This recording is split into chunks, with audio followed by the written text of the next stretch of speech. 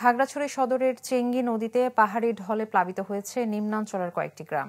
এতে পানিবন্দী ৫ শতাধিক পরিবার। আরো জানাতে সরাসরি যুক্ত হচ্ছে নুরুসাফা মানিক। মানিক,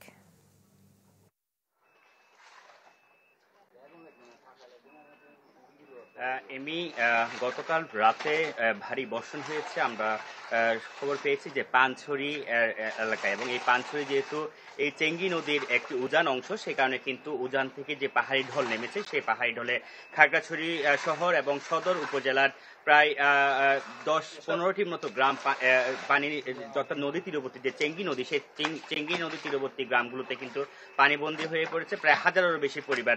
আমরা খবর পেয়েছি সকাল থেকে কিন্তু এই গ্রামগুলোতে কিন্তু পানি ঢুকতে শুরু করেছে, এবং এই পানি কিন্তু হুড় হুড় করে কিন্তু ৯টা-১০টা পর্যন্ত বাড়তে শুরু করলো। কিন্তু এখন কিছুটা পরিমাণ পানি কিন্তু কমছে বলে আমরা বিভিন্ন এলাকায় গিয়ে দেখতে পাচ্ছি। আমরা এখন আছি খাগড়াছড়ি শহরের যে পৌর এলাকার শব্দমিয়াপাড়া এলাকা। আমরা সেই শব্দমিয়াপাড়া এলাকার যে চেঙ্গি নদী তীরবর্তী গ্রামটি রয়েছে, সেই গ্রামে এসে আমরা দেখতে পাচ্ছি প্রায় ৫ থেকে ৬ ইঞ্চি পর্যন্ত কিন্তু পানি এখন কমেছে, এবং নদীর পানি যে স্রোত রয়েছে, সেই স্রোত যেহেতু স্বাভাবিক রয়েছে, সেই কারণে কিন্তু পানি কমতে শুরু করেছে। এবং এলাকাবাসী অনেকে কিন্তু ঘর বাড়ি থেকে যে সকালে যে পানি ঢুকেছিল, সেই পানি ঢুকার পর যে তারা কিন্তু ঘরের যে কাদা কিংবা অন্যান্য যে জিনিসপত্র পানিতে ডুবে গেছিল, সেইটি কিন্তু উদ্ধার কিংবা পরিষ্কারের যে কার্যক্রম, সেটা অনেক এলাকায় আমরা হতে দেখছি।